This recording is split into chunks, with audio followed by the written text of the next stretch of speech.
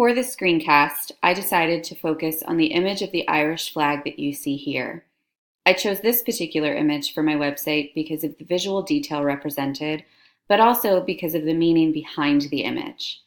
And while the design of the image allows you as the viewer to grasp the sense that the flag was blowing in the wind when the photo was taken, I really want to focus on the meaning of the colors, which you will also see represented on the various pages within this site.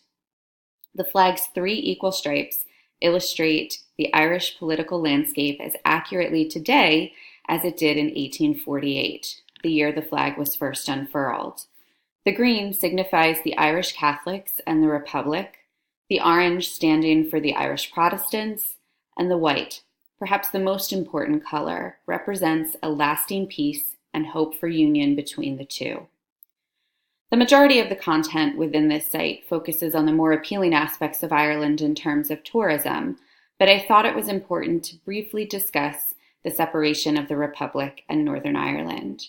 For further information about the flag of Ireland, please feel free to explore the link below this screencast.